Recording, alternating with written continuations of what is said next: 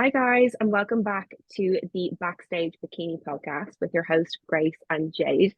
And today, for our first episode of 2024, we have probably the biggest guest we probably have had on. We've wanted on since we started the podcast. It is Bret Contreras, the Glute Guy. I don't think he needs any introduction. Everybody in the bikini space knows who he is, and a lot of people, even outside the bikini space, even my clients, lifestyle people, everybody knows who Bret Contreras is. So, Bret, thank you so much for coming on.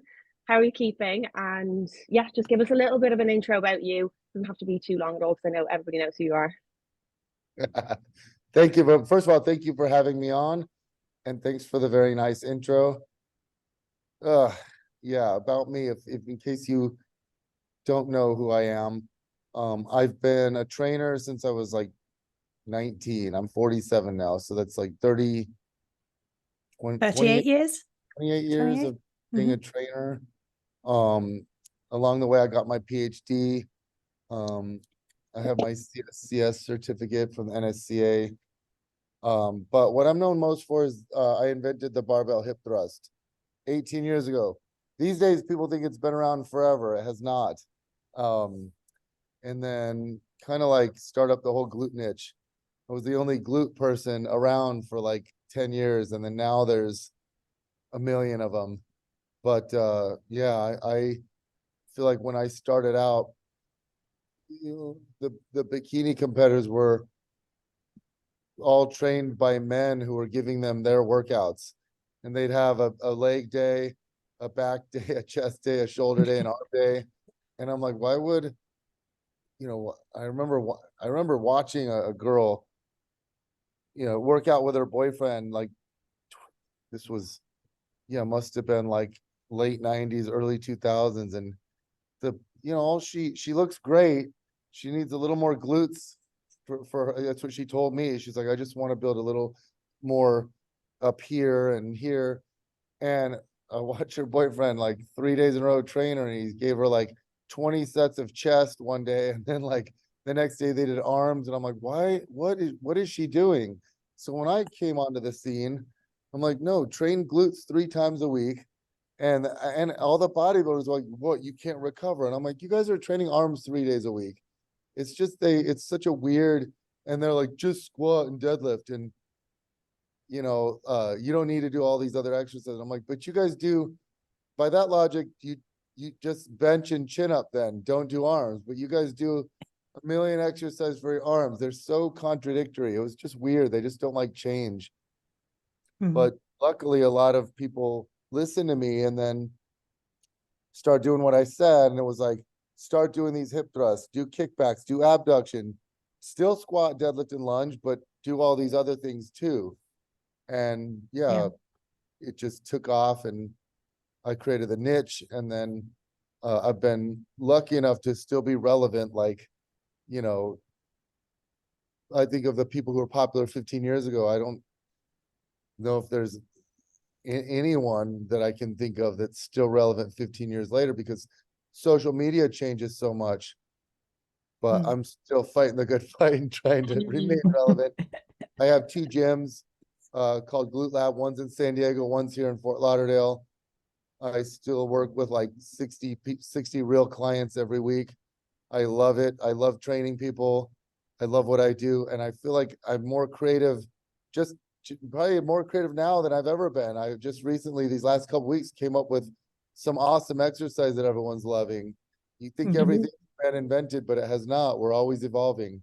Love that. Yeah. Love that. Incredible. It's so interesting as well, Bret, because obviously, like from the sounds of things, you very much fell into sort of glute specific training and that niche. Was that ever the goal? Was that ever something that you were looking at thinking, you know what, no, that's something I want to specialize in? Or did just the natural progression of where bodybuilding was heading and where women were training and how they were training, is that how you fell into it? So I thought I was a high school math teacher, and I saved up and bought a bunch of equipment for my garage gym. And long story short, I had a professor for my master's program tell me, you need to go into fitness. Like, this is your passion. Because I turned in a project. She's like, no one's ever worked this hard on this before. Like, you clearly went so far above and beyond. This is your passion. Life's too short to waste not pursuing your passion. I have no doubt you're a good math teacher, but you need to go into fitness. I couldn't stop thinking about it.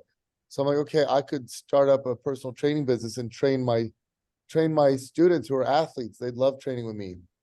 But that's not the way it worked out. It was like all my female friends and family members that wanted to train with me.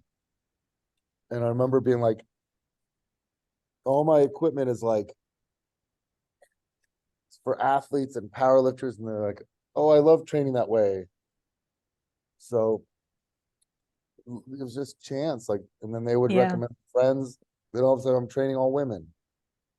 Literally. And yeah, the life, but like it's incredible to see what you're doing on Instagram. I suppose like you said, back in the 90s it was so different. So what changed, like, in terms of, I suppose, knowledge to get you to where you are to now? Because obviously a big part of it is biomechanics and understanding the body. Like, is that where you kind of separated yourself with your studies? Did you kind of look just a little bit deeper in terms of, like, you know, angles of the hip and all that kind of thing? Like, where did that start?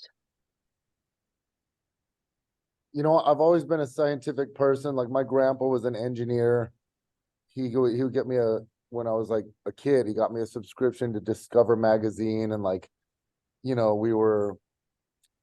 looking back, I've always been good at science and interested in science, but I wasn't, when I started out in the industry, a lot of my explanations were like what made sense up here. They weren't very, like, I would try to explain the difference between a squat and a hip thrust.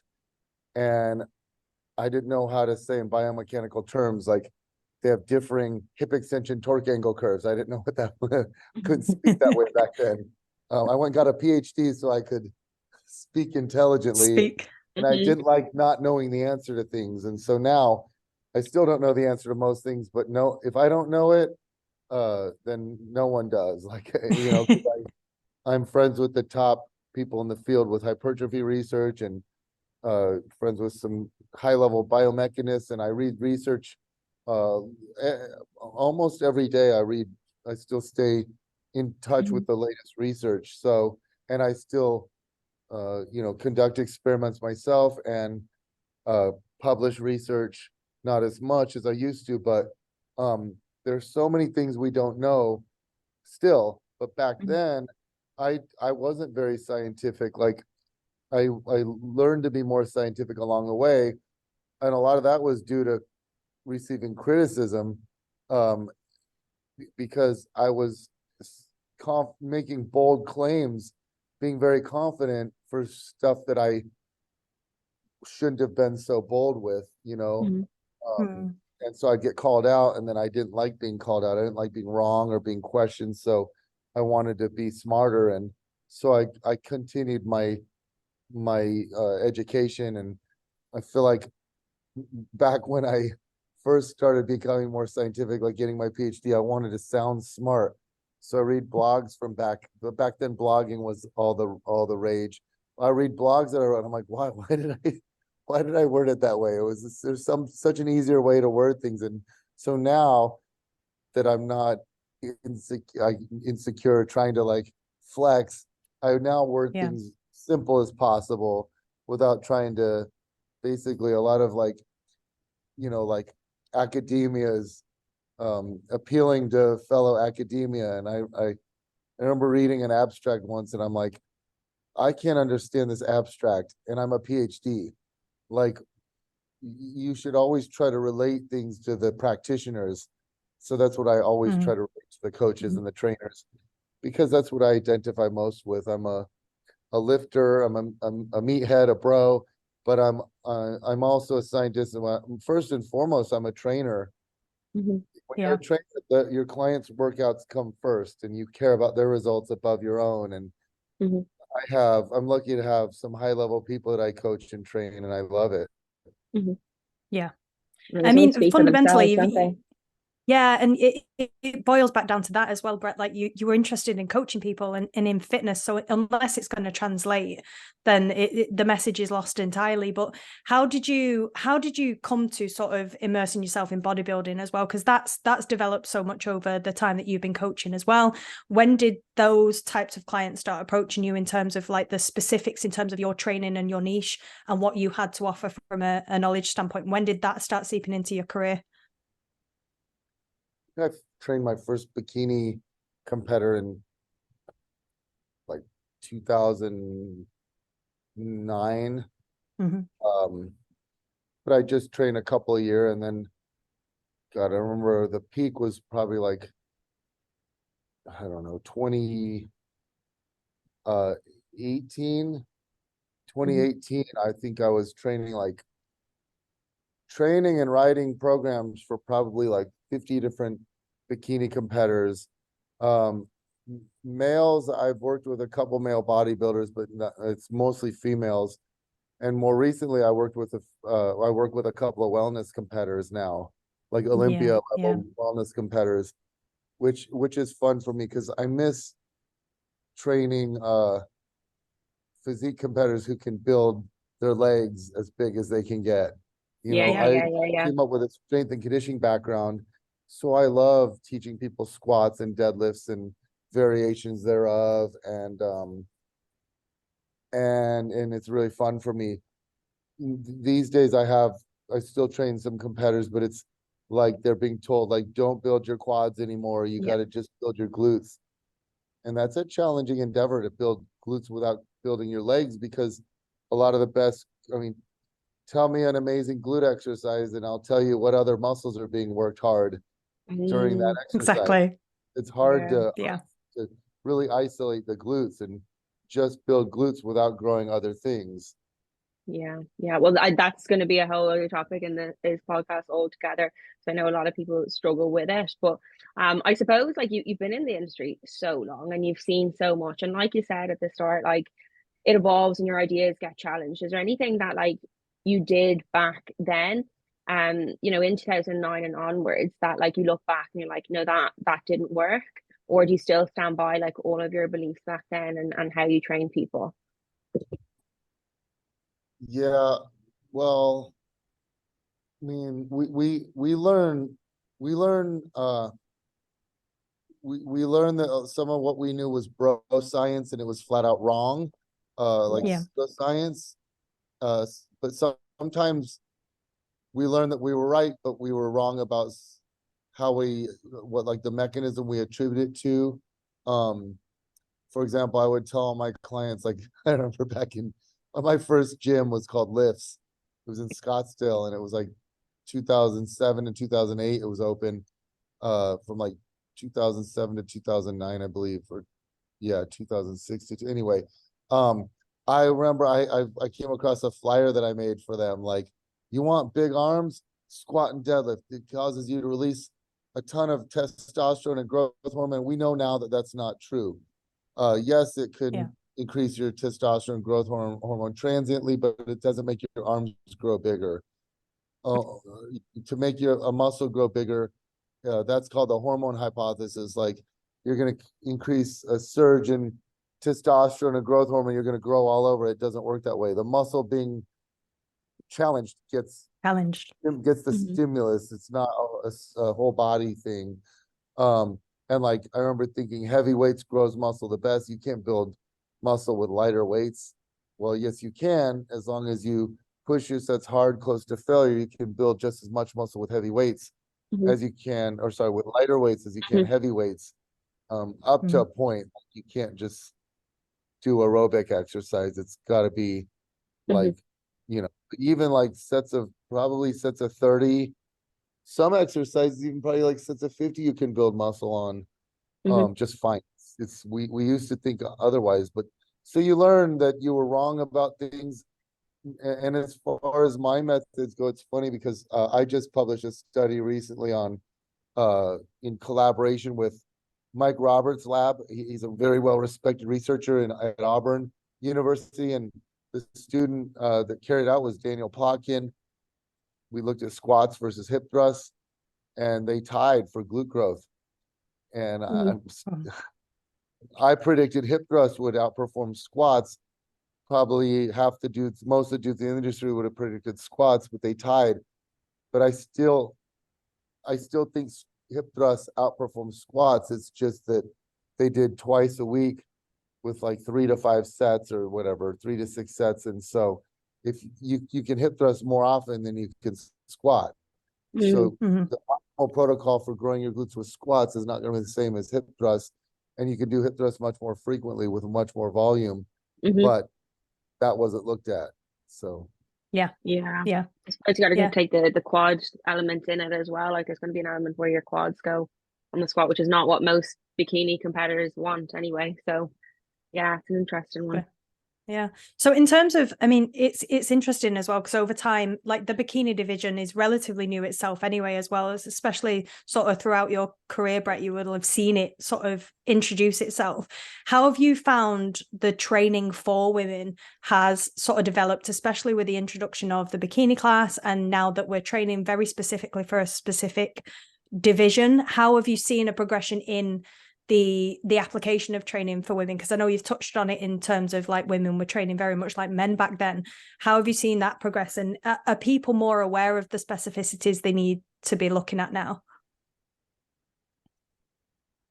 So yeah, like you look back at when I first started in the field was 2009, 2010. That's when I started writing. Like I started writing articles for like online websites and magazines in 2009. And I think the first bikini contest started in 2010, if I'm not mistaken. I think so, And yeah. I can't remember the woman who won the first one. But then it was like uh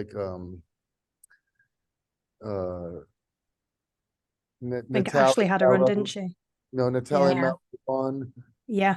Uh, and then it was like, yeah, Ashley Kaltwasser won like 3 years in a row. And then, but anyway, the progression of glute development just got better and better. But everywhere, they just got leaner and more like leaner, more conditioned, but more delts. The posing has changed a lot, but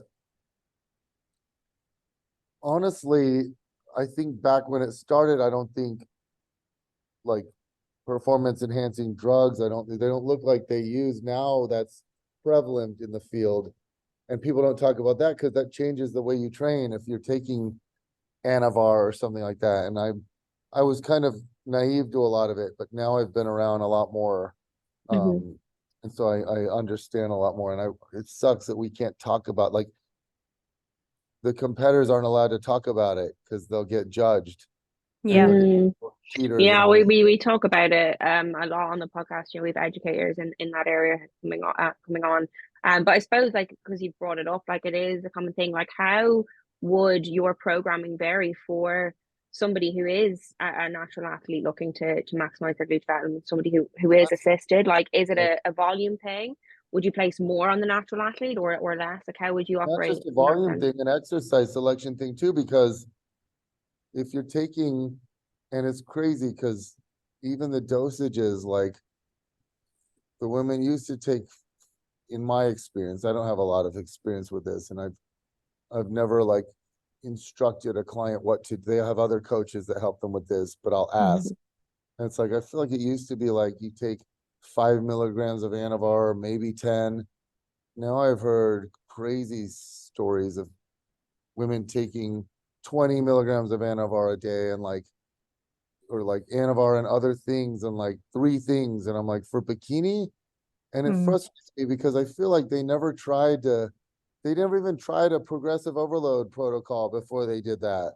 And Mhm. you just start training. Like I talk to my friends that are from Brazil and they're like, yeah, in Brazil, right when you hire a trainer, he puts you on stuff. And I'm like, and sometimes in Brazil, I heard they'll put you on testosterone and you get a deep voice right away. And I'm like, oh, it's so frustrating because I care about my clients for life. Like most of them become my good friends.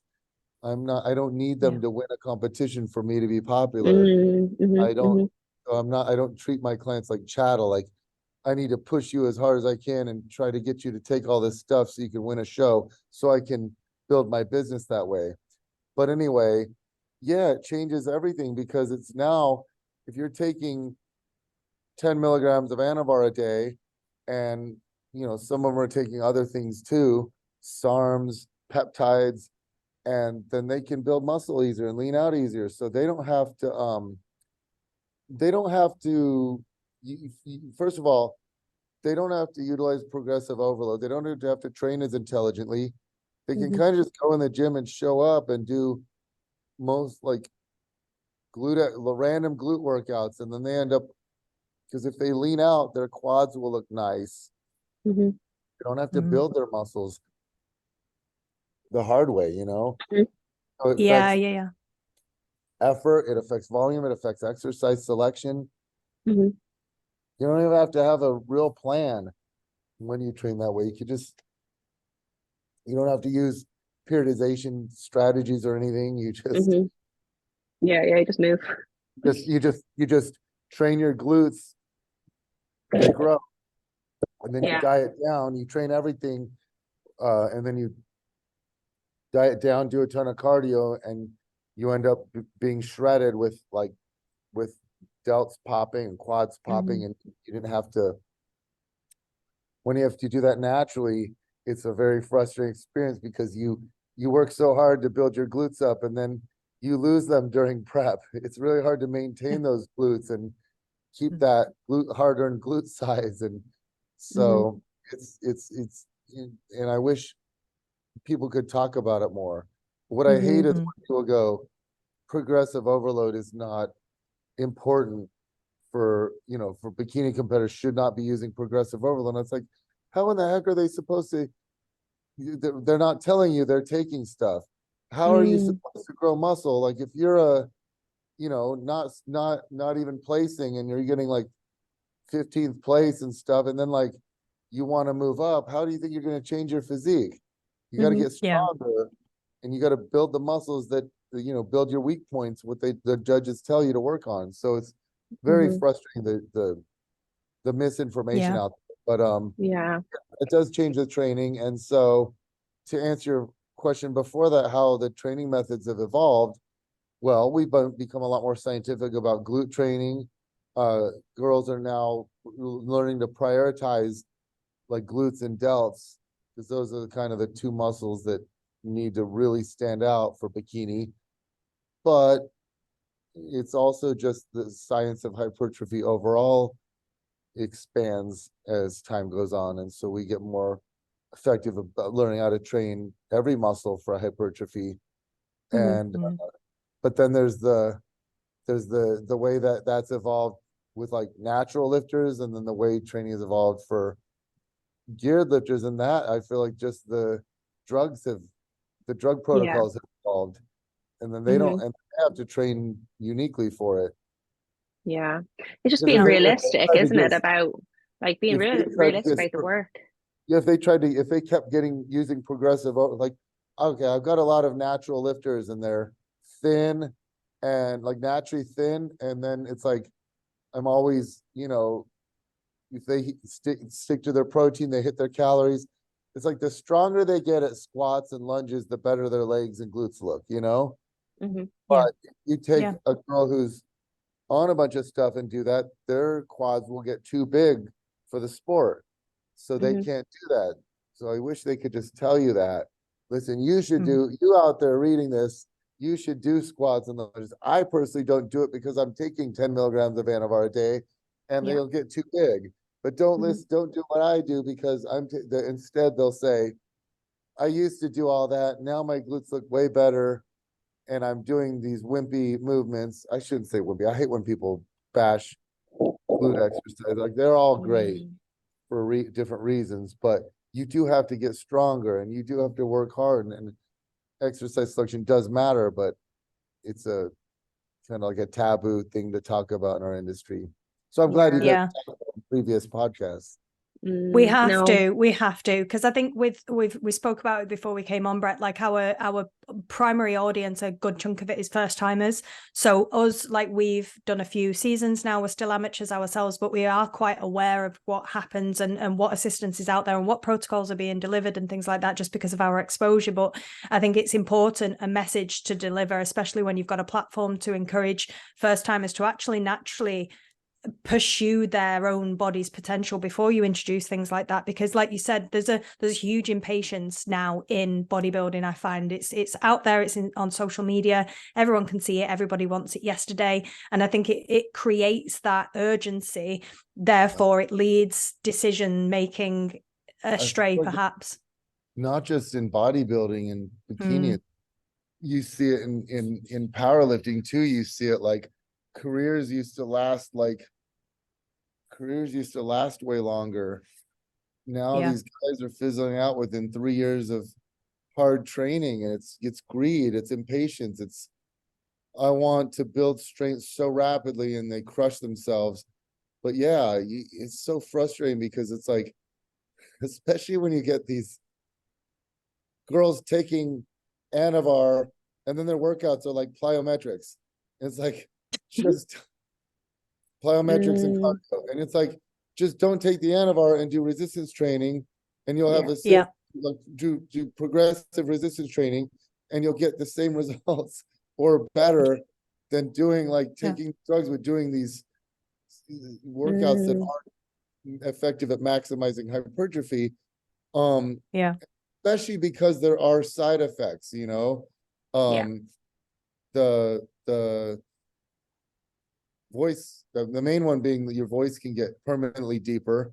You know, you can develop an Adam's apple. I see, you go to the Olympia and you see a lot of girls with just like their jaws and, like, you know, like some receding hairlines and stuff. You get masculinization symptoms. And I just wish they, you know, I had someone just DM me the other day saying my trainer's putting me on this stuff, and I was like, no, don't do it. And then she was like, you know, Bret, you're in America. I can't remember the country, but it's just different. This is my only way out. And I was like, okay, well, then try and be smart. Low doses of Anavar if you're gonna have to go that route, but don't let him put you on, you know, testosterone and DECA and D-ball. Like, what the hell? This is borderline. We're women.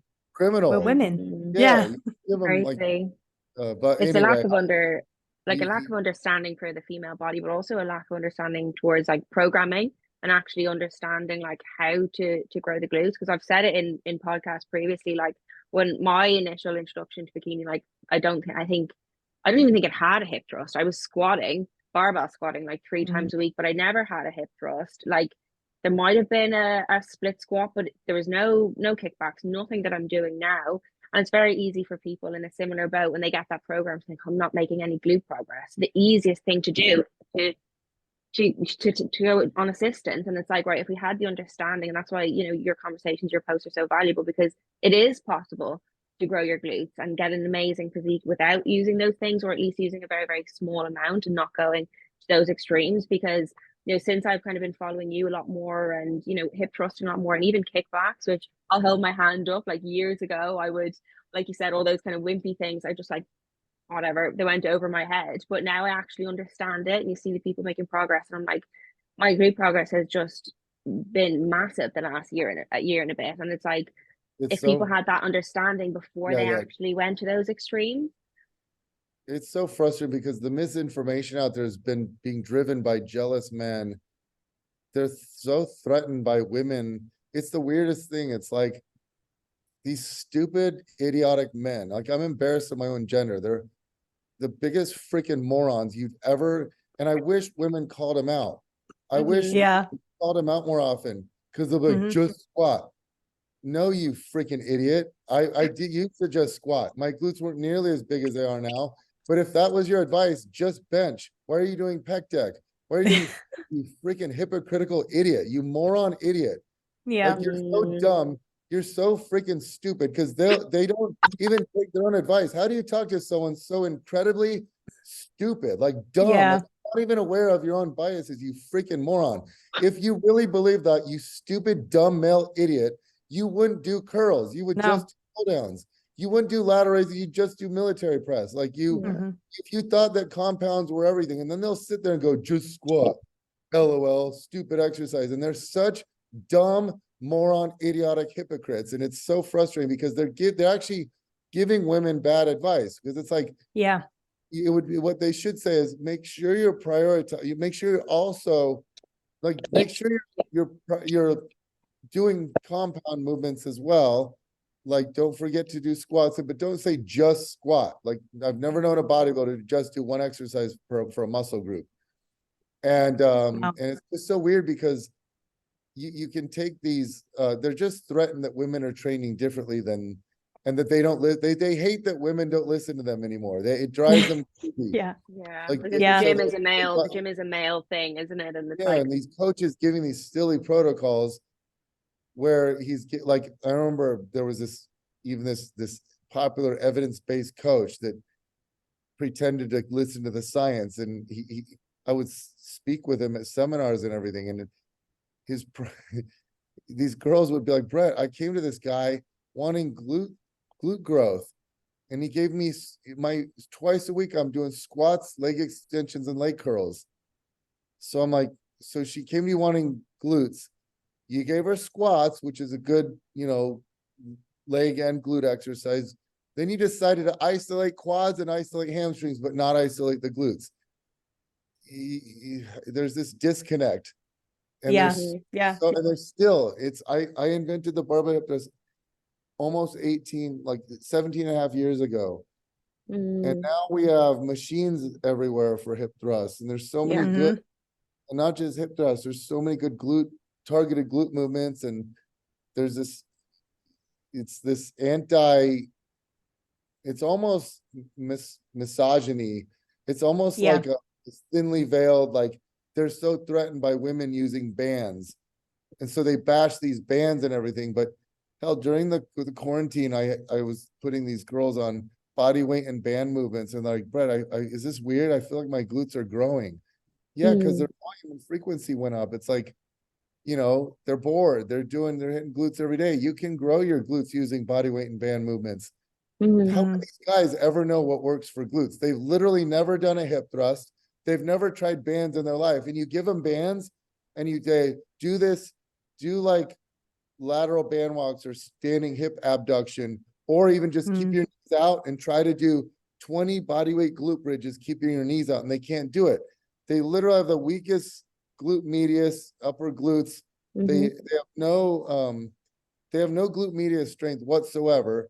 They can't even do, like, if you give them a standing cable hip abduction, they can't even do it. Like, they can't even get the right form. But then they'll tell you how to grow your glutes, and they know nothing about it. It's this massive Dunning-Kruger effect, and it's been 17 years, and I feel like we went through a period where it got better, and now it's like worse than ever. Decline. A lot of it has to do with this recent research pertaining to training muscles at longer lengths. And so then they're like, oh, just train muscle. The problem with all these exercises that really stress long muscle lengths for glutes, tell me one of them that doesn't also work your quads and hamstrings.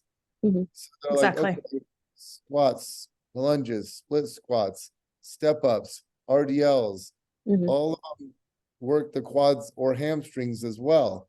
So if all you did, you'd get, a lot of times you'd get too big of quads and hamstrings for you, or you just can't recover from them enough to train glutes with their optimal possible frequency and volume. So that, I mean, and then you try to tell a man that, and they tell you every single thing in the book, but it's for the exact reason they train their arms separately. Because you could, I mean, some of the best tricep exercises are close grip bench press and dips. And, the best bicep movements are supinated pull downs and chin ups. But they'll still do overhead tricep extensions. So they're still doing that. They're still doing concentration curls, different hammer curls, different types of curls. They're always doing their curls. They're always doing their tricep extensions. And you say, why? Well, it's I want to maximize my arm growth. Okay, well, we want to maximize our glute growth. And what's funny, because men care about all the muscles, but I would say out of all the muscles, men care less about glutes than any muscle. Like men care about probably pecs first, then like, you know, biceps and like arms, and then delts and lats, and then quads, and then hamstrings, and Yeah, then it's the like reverse, isn't it? calves, forearms, abs, and then glutes would be last. And women, it's the opposite. Women care about glutes more than all the muscles combined, and then it's like quads, hams, you know, delts. And women don't tend to want to train chest very often, or so much lats, and obviously most don't want traps, and a lot of them don't have to do calf raises. Their calves just look good for their liking. So it's just a different. Those are generalities, and of course, it matters for your genetics, but it's so weird. We can't talk about this. It's like the preference differences. You know what I mean? And a lot of men will be like, just do this, and you're like, those also work your legs a lot, and it's like, we're not against that. Just don't do, you know, like, we'll do squats and deadlifts, but we won't do. You can, in my experience, women can do 36 to 48 sets of glutes per week. Can't do that much of just squatting and deadlifting and lunging though. Yeah, well, this is it. Like, we can tolerate a lot more volume, and our glutes can handle a lot, really. Like, it's a big muscle group, and like, you can target different parts of the glute as well. Do you know, one session could be very, very focused on the glute med and glute max and stuff like that, and you can recover quite well, and females in general can recover better, and you just build up that tolerance, really. But I still get looks in the gym when I'm doing kickbacks all the time. Like, nothing, I don't think anything has changed. Even like you said, it is that kind of bro, isn't it? But it's interesting what you said about the sets. Like, what would your typical, I suppose, programming look like? Because like you said, like, versus assisted and natural, like, natural athletes might have to work a little bit harder, but is there like a limit in terms of the volume that you might place on an athlete? Like, have you ever got to a point, because I know myself, like, when I started training glutes 3 times a week, that was like, it took a lot, but I kind of just built up that tolerance. Like, is there some athletes that might get a lot less with the same response, or how do you work with certain individuals? All right. In general, I like to prescribe around 12 hardworking sets a day, 3 times a week for 36 total sets. Sometimes it's 15, so 15 times 3 would be 45 sets a week. But here's the deal. A lot of women do way more volume, but they don't push their sets hard. They don't even know what failure is, know what effort is. They don't know RPE or RIR. They don't know what that means. And you watch their workouts, and it's like they're working hard because it's like cardio. They go from one thing to the next, and it makes sense. Like, thinking about fat loss, if you want to lose fat, you think, well, the more exercise I do, the more sets I do, the more constant. If I'm not resting, I'm going to burn more fat, but that's not the case. And you just have to be logical and say, look, if I say I weighed 200 pounds, I weigh 250, but like, say I weigh 200 pounds and I have I do have an identical twin brother, but two of us, we're both 200 pounds. We're both 20% body fat. We both stay at 200 pounds, and he does a bunch of cardio and I lift heavy, like progressively heavier weights over time. 2 years later, how much difference is his body going to be just doing running and, you know, cycling and all this swimming and cardio? Maybe he gains 5 pounds of muscle and lose 5 pounds of fat, which would take him from 20% body fat to like 17.5%, if my math is correct. But I would probably gain over those same 2 years, you know, 20 pounds of muscle and lose 20 pounds of fat. And now I'd be 10%, you know, less body fat. So people don't think of body recomposition. Like, when you gain muscle and lose fat at the same time, and lifting weights is what the leanest people in the world lift weights. And the people with the most muscle and the most ratio of like muscle to fat, you know, like, it builds shape. It builds. So what women say they want is like bigger, rounder glutes, but it's such a hard thing to talk about because there's this fear of getting too big it's so prevalent. I mean, half the clients, no, I wouldn't say half. I train a lot of experienced individuals and I like it because I don't have to teach them so much. But when you get new clients, they're like, oh, I don't want to be too big. You hear that all the time from women. Well, I don't want to get too jacked. I don't want to be too big. I don't want to look like a power lifter. And they don't realize how hard it is to put on muscle. But now I'm going off into a tangent. To answer your question, some women do better training glutes 2 days a week.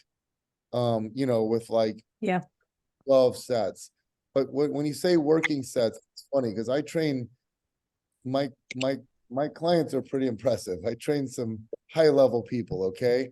And like some of the top competitors in the world, I trained a girl yesterday who this woman has one of the best physiques. She's freakishly strong. I gave her 10 working sets. And she's so strong, and she was dying. The first exercise, I give her 2 sets of 5 exercises, and she was dying. And she was like, her glutes were so pumped and so like, she's gonna be sore today from those 10 sets.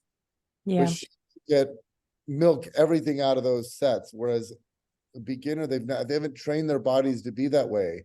They get their stimulus just through volume, but it's not the most effective way. Like I said, at some point it becomes cardio. Cardio does not send the same growth signals as resistance as anaerobic training. Aerobics doesn't build muscle as well as efficiently as anaerobic exercise. So you have to make sure you're not turning your resistance training into cardio, Yeah. And that requires you resting 2 to 3 minutes in between sets. People don't want to do that. Now, not for every single exercise, but at least the beginning of the workout where you're focusing on the most important lift, take your time. Yeah. And I think it's interesting really looking at it as well, because as women, we are going to be, or stereotypically we have a different approach. And I feel like, especially myself and Grace, at least, I can honestly say that we train incredibly hard and heavy into failure and things, and the visuals in terms of what we look like at the end of a set or whatever else look pretty horrific.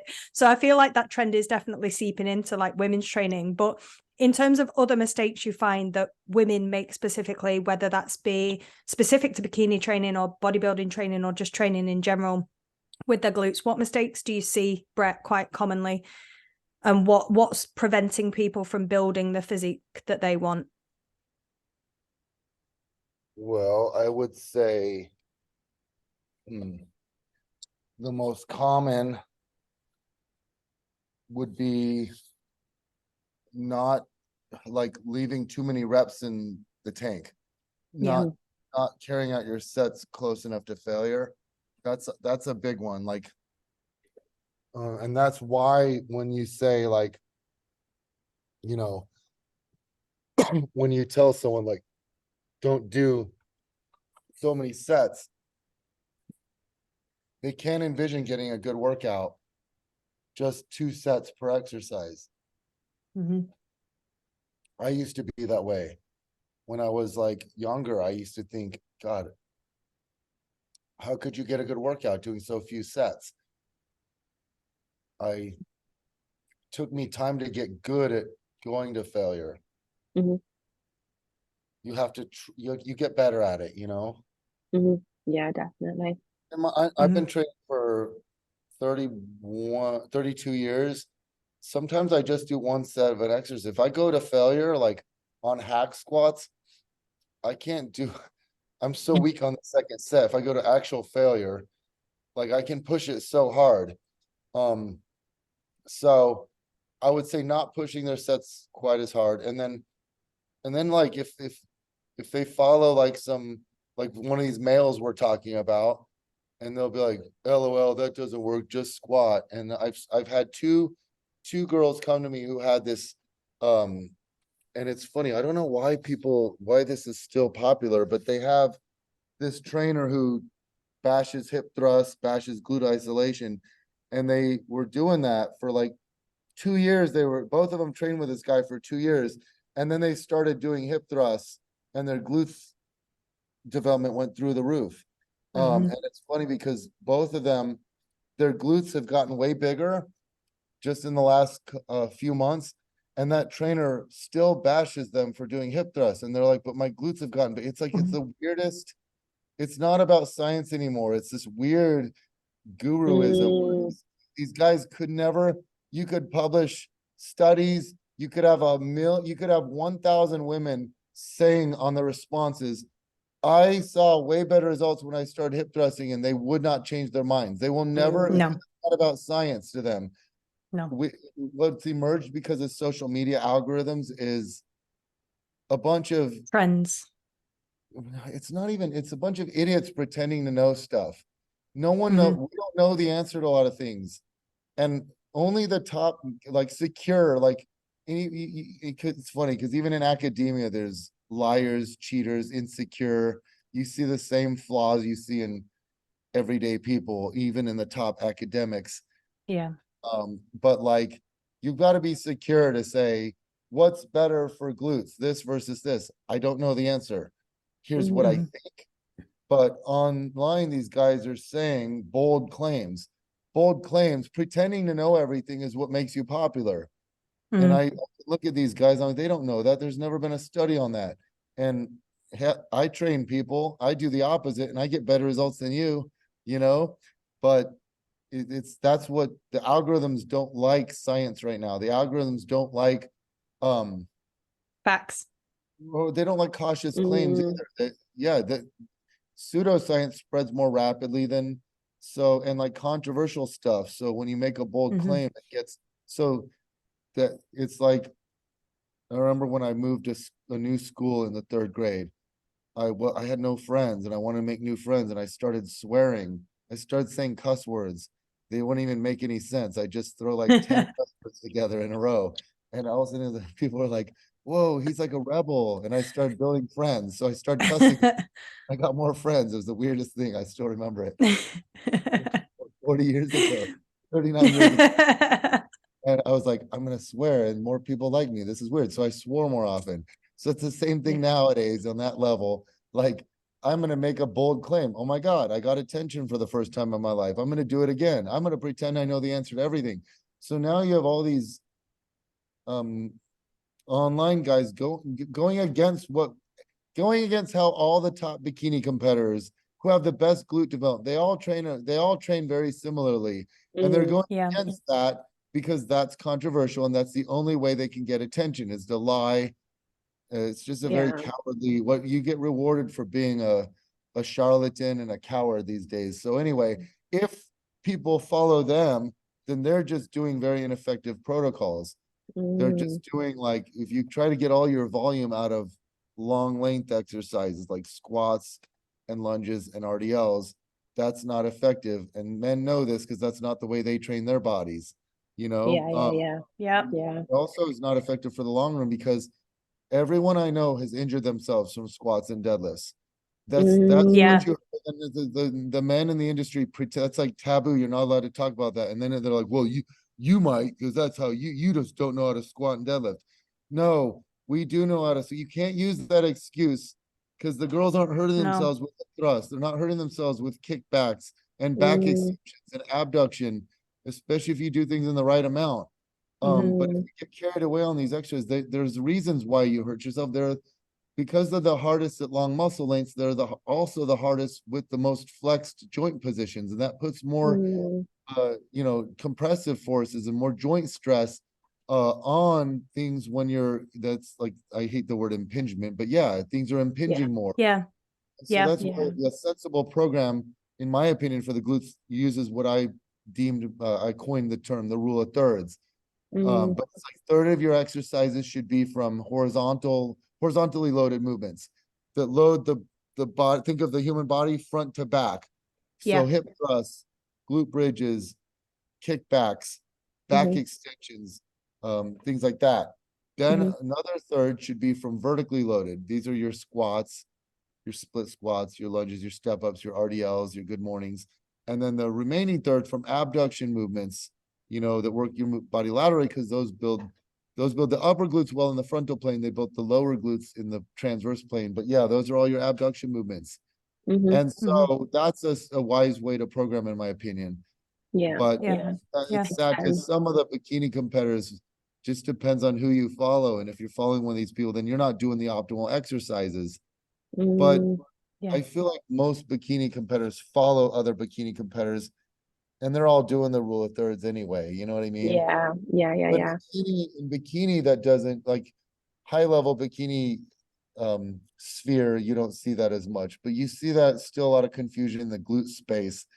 And I get a lot of questions. I'm like, I thought this exercise didn't do anything. And I'm like, no exercise does nothing. If you're working hard on an exercise, it has to do something. Yeah. Yeah. Yeah. Yeah. Effective is this? Maybe, maybe not. But anyway, so it's like doing the right exercises. You know, what is there to making a program? What can you screw up? Well, you can screw up exercise selection. You can screw up your effort. You're not working hard enough per set. You can screw up your rest times. You're not resting enough. You can screw up your volume and stuff like that. If you're doing like 60 plus sets a week for glutes, that might be too much. You know what I mean? Genetics factor in there. There's a huge genetic component to recovery and muscle damage and things like that, and how much you can tolerate. But a lot of people do too much. And there's sometimes people get like crazy about glutes. Like I remember having this competitor that I worked with, and it was the weirdest thing. She'd be like, Bret, I'm losing my mind right now. I need a glute pump. Can you give me a quick glute workout? And I'm like, what do you mean? She's like, I need a glute pump. Can you just give me like a band workout real quick? And I'm like, what do you mean you need a glute pump? Like, she's like, I'm so stressed. I need to get, and I'm like, is this real life? That is brilliant. Like, that's not like, it's like a drug. Like, I need like a hit of drug. I need a glute pump. I'm like, that's not the way it works. You know, the more the better. Or like, Yeah. you're stressed. You need to close the weirdest thing. Yeah. Oh my God. I think I might have to use that next time I lose my shit with my coach. I'll be like, sorry, I need a glute pump and I'll be fine. No, it's interesting though, because there are so many ways that we can go wrong. And I think you're not wrong, Bret. Like the information out there, it's not always reliable. And especially people coming into the industry who are trying to build a physique, they're looking at the Olympia lineup and they're like, right, okay, how do I get there? And filtering through that information evidently is a bigger challenge than a lot of us thought, I think. But in terms of actual, like you mentioned genetics in part of your explanation, how much do you think genetics play a part, not only in sort of glute development and training and things like that, but achieving a certain look as well? How much should people hold weight to genetic element? Here's the thing. The reason why it's such a confusing topic is you get a lot of in fact, I just saw 2 of these yesterday from like my friends, my colleagues, like proof that it's not genetics. And they show their starting point. But here's the deal. There's kind of like 3 types of genetics, okay? There's your genetics of how the 3 of us, okay? How would the 3 of us look if we never worked out, never lifted weights, and we were just sedentary, and you just kind of ate whatever you kind of felt like? Believe it or not, there are some people who do that and still look decent. They're freaks, you know, like I remember this guy in my high school who had one of the best physiques in my high school. He didn't lift weights. How does he look that good? And so that there's the genetics of how you look untrained with just like eating a standard diet, like not high in protein, etc. Then that's not perfectly related to the next 2.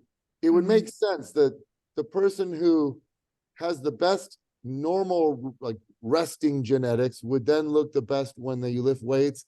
And then if you did steroids or okay, so then the next level is how the genetics of how you respond to a good programming and proper diet. All right. So you can have someone who doesn't have a good resting point, but responds really well to resistance training, and they're not perfectly related. So just what those people would be accurate if they said, I didn't have good resting genetics. I do have very good genetics, a very good genetic response to weight training and, you know, an optimal diet with like, you know, a gram of protein per pound of body weight per day, etc.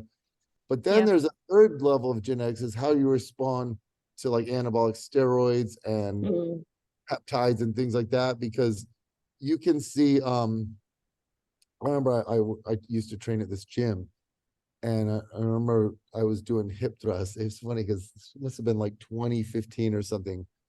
I was hip thrusting and I had like short shorts on, and I was like, God, I don't want to hip thrust in front of these guys. Like, I don't see anything. Like, Peep show. I don't have to wear short shorts. And I wanted to turn the hip thruster backwards. But anyway, I was so I was eavesdropping on their conversation, and they were like talking about the steroids they were doing. And so they walked away, and I went to the gym owner I was friends with, and I'm like, these two guys use steroids? He's like, yeah, they're taking a lot. And I'm like, who else does them in here? And they're like, he does them, he does them, he does them. And it wasn't like the biggest guy was taking the most. There were a few guys in there that took a lot of, and you couldn't even tell. They didn't look like they took stuff, you know? You could tell they lifted weights, but they weren't jacked. And what I realized is like, those are like your Mr. Olympia, you know, some of it does hold true. Like Ronnie Coleman looked amazing before he ever took steroids. He had an amazing natural physique. But sometimes it's not like that. And you can see some of the Mr. Olympia contenders, when they quit, when they retire from the sport, you'll see them sometimes still at the Olympia, like at the booth. And if they stop taking stuff, they've just deflated. They look like normal guys. You know, I don't want to name names, pick on anyone, but yeah. So there's kind of three types of genetics. And so I would say, if I had to provide a number, it's 60% of it. But I don't want to discourage anyone and be like, well, it's all genetics, because there's there's so many aspects of genetics.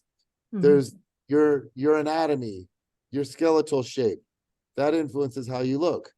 If you have like a super wide pelvis and like your legs come in a lot, like your femurs angle in a lot, then you might naturally have different, not as quite as aesthetically pleasing glutes. You know what I mean? If you have a super narrow waist, and it's also your insertions. Like if your glutes insert lower onto your femur, that's better for bikini than if they're higher up on your femur. Then there's the genetics of how you carry fat. You know, nowadays anyone with a nice butt gets accused of having a BBL. But I have a few clients who never had BBLs. It's like the holidays. I remember there was a study. I'm going to work my way back to this. I don't want to get too off on a tangent. There was a study looking at overfeeding, and the study overfed subjects 1,000 extra calories a day for like 7 weeks. And like one guy gained like 30 pounds of fat, mostly in his midsection. Another guy only gained like 8 pounds of fat, and it spread out throughout his body. And the reason some people gain more fat than others is your NEAT increases, your non-exercise activity, you know, so you fidget more. Like I'm always shaking my leg like this, you know what I mean? You pace more, you're more energetic, you know? So some people don't gain, their non-exercise activity goes up. So this guy, subject number one was probably like, why did I do this study? I now have the biggest beer belly ever. And the other subject actually looked better because he didn't gain any in his midsection. He gained it all over, and he probably looked better. In the same manner, I have some clients that I swear they look like they have BBLs. Like they go off for the holidays, gain 5 or 10 pounds, and I swear it all goes to their glutes. Some of them have these round glutes, and they're not that dense, but they're shaped well. And that's what it boils down to, really, isn't it? Like you're individuals, so irrespective of what your endeavors are in the sport, like until you actually start putting your money where your mouth is, you're not going to know. So proper training, proper protocols, like not exhausting like the likes of PEDs and things like that. Just training effectively in the right areas with the right programming for your physique and for your division, and see where you land. Yeah, You for have sure. to. It's like you have to see how I encourage the listeners to just think long term, like Yeah. what if you had bad effects from something, it'd be you can't undo these things. Yeah. But I yeah, have a genetics are huge, but what are you gonna do? Yeah. Me, I don't have the biggest glute. I can assure you no one trains glutes as hard as I do. I don't have the biggest glutes, but they're way better than oh when I started. There's so much yeah. better when I first started. You know what? I wish I saw more men hip thrusting. You don't see a single guy.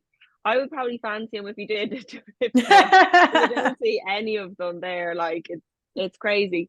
But I suppose in terms of like what's become really popular the last few years is the glute drive machine, and loads of gyms are getting it now, and even my lifestyle clients, they're asking to use it. So where's your stance on that? Because I know you use like variations of hip thrust, like booty builders and Smith machine as well is really common one within my programming. But like why do you feel like there's any kind of superior movement, or is there one that might be better suited to another? I know personally in my case, I find that my quads don't go as much on a Smith machine hip thrust. So is it a case that finding what movement works for the individual, or how do you operate that? So I have probably 60 clients that I train week in, week out. And if I pulled them all, we'd be all over the place. Some girls love the standard barbell hip thrust. That's their favorite. Some girls, it's the rotisserie hip thrust. On my new hip thruster 3.0, it rotates, the rotating pad. We call it rotisserie. Some girls hate the rotisserie. Some girls hate standard barbell hip thrust. Some girls like the Smith machine. Some like the angled Smith machine, but hate the vertical Smith machine, and vice versa. Some girls, okay, I'm gonna like not trying to. You're, I have my Thruster Pro. It's right here in front of me, right? Yeah. Amazing. That's the Thruster Pro, right there. Yeah. I would say that's the most well-liked piece of equipment. I modeled it very similarly to the hammer strength, but I made a couple modifications. But even with that, some girls like that the most, but some girls, even with the padding, some girls like to wear a squat sponge, some like a like a just this layered pad we have. Some it's just it's all over the place. With the glute drives out there, some love the booty builder, some hate it. Some love like a couple love the Nautilus glute drive. A lot of women feel the Nautilus glute drive too much in their quads. A lot of women feel the booty builder too much in their hamstrings. And a lot of the glute drives are catered to women who are like 5'2" and below. They can't get the right knee angle. They're at an obtuse knee angle. Yeah. So they feel it more in their hamstrings. And even with knee angle, I have some women who like to purposely put their feet out a little more. Otherwise, they feel it too much in their quads. Some girls like a narrow stance, some like a wider stance. Everyone's all over the place with these. Yeah. So It's interesting to say that because also your favorite variation might change over time. Mine's changed. And so that's why I like variety. But as far as everyone's optimal hip thrust variation, it's all over the place. I think, like I said, there's a lot of people that are like, right, this is better. Like it is the barbell hip thrust. And I even saw a coach the other day saying barbell hip thrust is the best to grow the glutes and the glute drive is not. And I would never, as a coach, say that this is the one for that individual. I think, like you said, it's about seeing, okay, how does it feel for them? Like people know their bodies. People know, right? I know doing a glute drive, it's all quad for me, but a Smith machine hip thrust is perfect. And I get no pain, no knee pain, no nothing. And it's like, you need to get that feedback from the individual. You can't just say that this is going to work. And I think that's where a lot of people go wrong is they hear someone say, right, this is it, nothing else. Here's the deal too. What are you going to hip thrust more often with? When you love the Smith machine and it feels perfect, you're going to want to do it more often. Yes, barbell, maybe if you did a huge study, which will never get done, it'll never take place, but say you had a huge study, which you'll never see studies in strength training with like 8 groups of 20. You can't. It's always 2 groups, because especially if you use MRI, because it's so expensive to use MRI to measure hypertrophy. say you did that. You had one group do barbell, one group do Smith machine, one do blah, blah, blah. One did just the top range pulses, one wore a band around their knees. That's to get all these claims in one shot. And say you did show that, hey, this guy was right, barbell hip thrusts were best.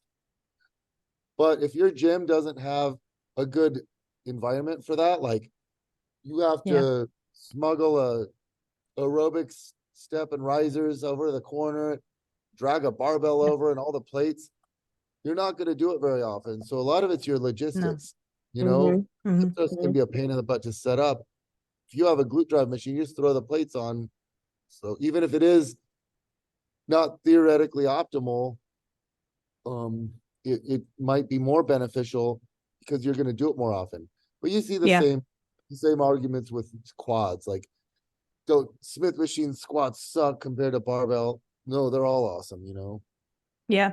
And you've mentioned quads there actually, Bret, as well. Like I'm quite quad dominant. So for a bikini girl, I have a lot of quads. I've got a huge dancing background. I know, Grace, you feel or tend to feel sort of glute movements in your quads and you have to manipulate things. So specifically for bikini athletes, because quads aren't necessarily a thing that we need a great deal of, if somebody is specifically feeling glute movements in the quads, what manipulations would you usually recommend in terms of trying to redirect that focus? Is it person dependent or is there some generalized things that crop up?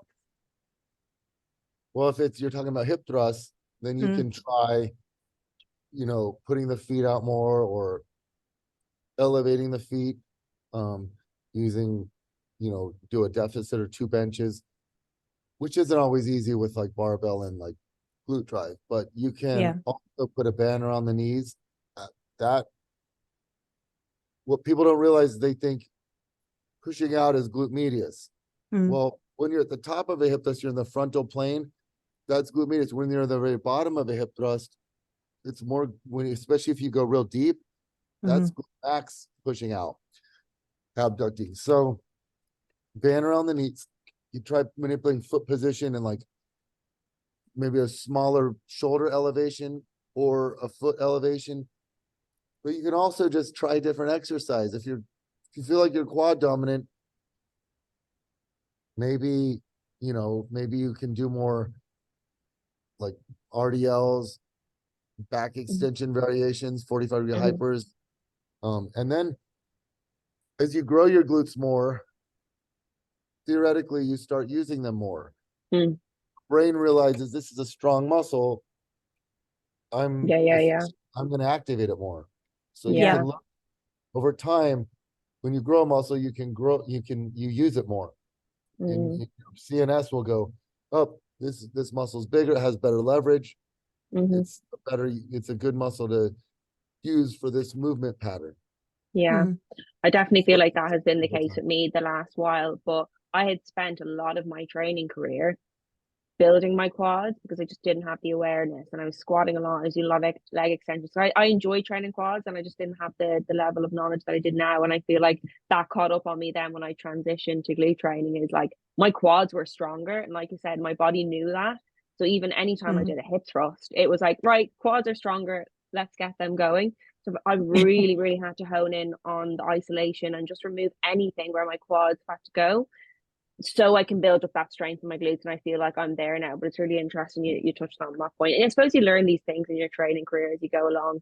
But I suppose the last question that I want to ask you, and it's one thing that I see a lot online, and that is people bashing the sumo stance when it comes to a lot of things. So sumo deadlifts, you know, sumo squats, anything sumo is like, it's not good for building your glutes. Like, what would be your take on that? So when I say, it's just that's so frustrating. You see, they were hating on seated hip abductions for a while. Because remember that? Now they chilled with that. I don't see the sumo stuff as much. So what they're saying is when you use a narrower stance, you get a little more stretch.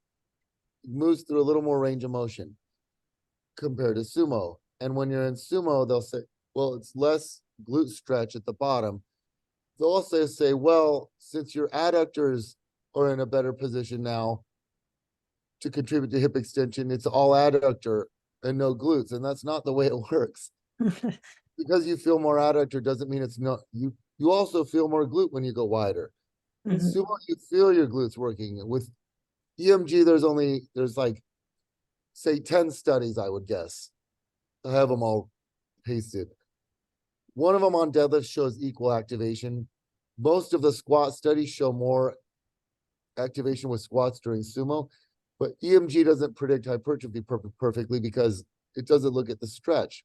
So if I had to guess, like sumo versus conventional deadlifts, I don't think you'd see much of a difference, but they're just different.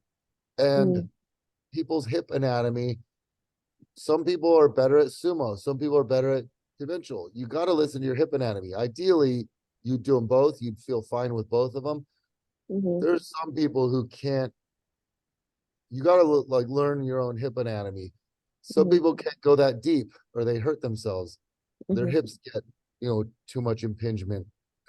Some people, when they go wide, it feels way more natural than going narrow, and vice versa. So to me, it should be like what we said about hip thrust. Find what you're most comfortable with. But I think sumo is more effective. I think it lines up your fibers a little bit better. And so the glutes activate a little more. But activation is good, but stretch is also good. So sometimes, do things that activate it highly and do things that stretch it highly, and you can't go wrong. But that means gives you a lot of room for variety, Yeah. Exactly. I like most exercise. I love exercise.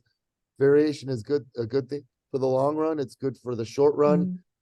Also it's good for the short run for like enthusiasm and excitement about your program. Doing the same thing is boring. If you said all you can do the rest of your life is like these 5 barbell exercises, you can't use anything else, most people would quit because it's so boring. So the goal is to keep strength training year in and year out. So you got to make it exciting, but also for the long run, in terms of joint stress, it's good to use variation. If all you ever did was heavy squats, deadlifts, and lunges, you get beat up over time. 20 years later, lifting weights for a lot of decades, and you gotta, you learn. At first you're invincible, but over time you realize, man, I need to care about my longevity and my joint health, and it's good to do these exercises, just not go crazy with them all the time. Yeah, for sure. Yeah. It's such an important thing for us. We talk about it a lot, don't we, in terms of longevity in the sport, especially, and all the things considered wrapped up in this conversation as well. Like, I think longevity is one of the pinnacle sort of principles for me and Grace. It has to be that way, otherwise you could get lost in this sport and in fitness, full stop. You don't realize how important health is until you lose it. Exactly. You're injured or have some health, or like you lose something, you're like, God, I took that for granted. But and if I could go back, I'd do way less squats. Like you said earlier on, like I picked up a knee injury that I still can't get over, and it impacts my glute training now. And when you're training like that at such a young age, like so new to it, and you're on these programs are just like ridiculous, like that catches up with you later on, and it impacts your goals and your physique development later on. So yeah, you learn all of these things. But Bret, you've been such an eye opener for me, not just on this podcast, but like the last few months and the last year or so, as we really honed in on bikini and this podcast and learning as much as we can about all aspects of it. And I suppose you've opened my eyes to a lot of new ideas that we wouldn't necessarily get in the UK, and I didn't necessarily get from previous coaches and stuff like that. So it's just amazing, like what you're putting out. And look, as I said, the results speak for themselves. Like there's no question that what you're doing is working. So yeah, and I just appreciate everything that you do. Thank you very much. Thank you. Where can everybody find you, Bret? If anybody doesn't already follow you and hasn't found you on Instagram, or any social media platform, where can people reach your services? Mainly just on Instagram. Amazing. Awesome. Other people like trying doing my TikTok and YouTube and stuff, but I'm on Instagram. I do my own stories and my own DMs and stuff like that. I love Instagram, but the algorithms frustrate me. Lately, everything I see is wrong. Everything that goes up on my search feed, it's like, that's cool. That has, 300,000 likes and it's wrong, but help me Yeah. get popular, help me spread my methods to the masses.